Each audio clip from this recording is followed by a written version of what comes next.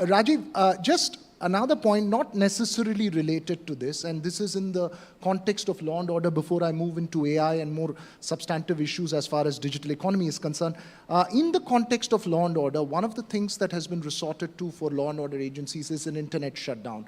We've seen that in Manipur, we've seen that in Jammu Kashmir, we've seen that in Nu, for instance, when there is violence. But there is, on the other hand, we are looking at building a DPI where your entire government service is dependent on the internet. There is absolutely no question of internet being a fundamental right. Is there a thinking that's on to find a way out and make sure that internet shutdowns are not essentially the way to a trigger for a law and order situation immediately? So the internet shutdown or a lawful shutdown of the internet is not something that is unique to India. The UK does it, the US has done it, India has done it, many countries do it. When they are faced with a situation where misinformation and false information becomes so viral, because that is the inherent attribute of the internet, that fake news and misinformation travels at a velocity of 10, 20, 30 times faster than the truth. And this is something that there are studies done. We have done the studies ourselves.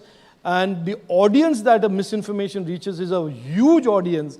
Again, 10 to 100 times more than the audience that the truth and the facts get to. So there is like I said, the internet for many years and technology in general for many years was always seen as a power for good. And I won't tell you how old I am, but certainly I'm old enough to tell you that I worked at the early days of the internet.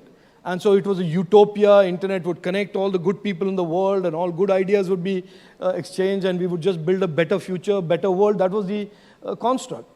But we also know there are state actors, there is deliberate misinformation, there is weaponization of misinformation.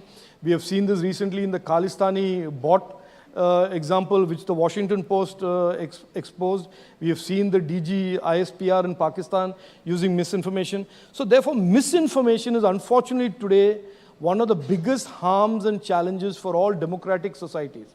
Not just India, it is true for the US, it's true for UK, it's true everywhere. And weaponization of misinformation is basically the reason why internet shutdown, which is almost a last resort, is being having to be resorted to. Because how do you deal with misinformation today? No country is able to figure out.